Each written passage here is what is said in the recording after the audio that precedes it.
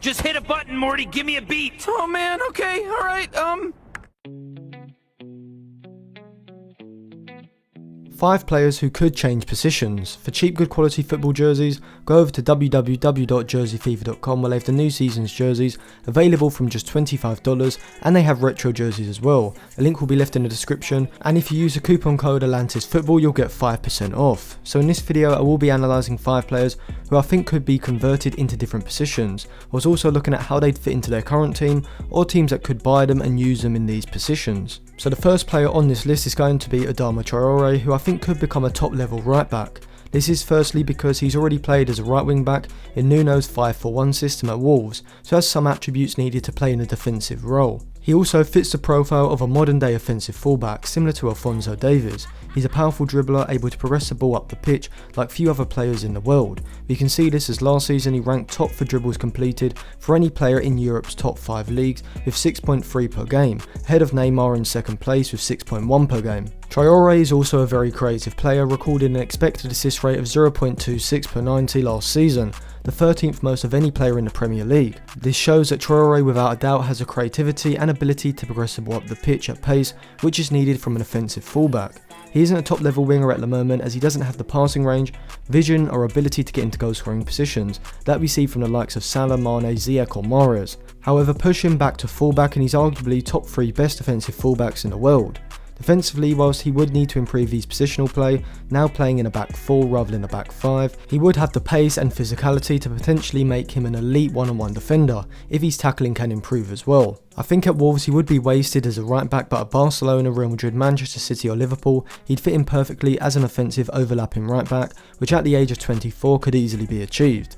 So before I get into the next player, if you're looking to stream video content like Netflix, Hulu or even live football, then you need ExpressVPN. I personally use it to watch programs on Netflix that aren't available in the UK and stream football matches that I otherwise wouldn't be able to watch. ExpressVPN have given me a massive discount of 49% for my subscribers for a limited time, meaning that if you sign up for a year you'll get a massive discount working out at just £5.36 a month, 3 months free, and you'll be supporting the channel. The link will be left in the description below. So the next player on this list is Everton's left-sided attacker, Richarlison, who I think could be converted into a centre forward. We have seen AUBAMEYANG at Arsenal convert from a poacher-like centre forward into a ramdeuter who plays from the left side, but Richarlison's conversion could go the other way. Currently for Everton, Richarlison plays as an inside forward from the left side, making diagonal runs into goal scoring positions, which is reflected when we look at his metrics. In the last 2 seasons, Richarlison has recorded a non-penalty XG rate of 0.28 per 90 minutes, ranking in the 84th percentile when compared to other attacking midfielders in Europe. But he has massively overperformed this with 0.41 non-penalty goals per 90, ranking in the 90th percentile, which works out as 0.13 more goals per 90 than would be expected from the chances he has got, suggesting that Richarlison is a very good finisher. This bodes well for him as a central striker in the system, as well as his physicality and ability to hold up the ball and link the play. He's also very good in the air, which alongside Calvert-Lewin has made him a significant threat for Everton when Digne or James Rodriguez are putting in crosses into the box. Richarlison could play in a front 2 at Everton if Ancelotti wanted to switch to a 5-3-2 or a 4-4-2 system, but I think Richarlison has the potential to be a top level player as he's only 23, so in the next few seasons I think he could become a good option for Barcelona as their long term replacement for Luis Suarez, or at Real Madrid to replace Benzema, or even at Manchester City as Aguero's long term replacement. The next player who I think could convert positions is Liverpool's defensive midfielder Fabinho. Now Fabinho is no doubt one of the best defensive minded midfielders in the world, and I would say he's the best in the Premier League right now, ahead of Rodri and Ndidi. However, we have seen Fabinho move into the backline to play as a centre back when needed, and I think he could make a similar move to Javier Mascherano, who was converted into a ball playing centre back and became one of the best in the world in that position. Fabinho doesn't have the pace of a centre back like Van Dijk, but certainly has a composure, anticipation and one-on-one defending ability. We saw this a few weeks ago against Chelsea when Werner was able to isolate him in a couple of one-on-ones down the channel, and Fabinho did an excellent job of standing his ground and either waiting for the right time to put in a tackle or put his body between Werner and the ball when he had the chance and shuttling the ball out of play.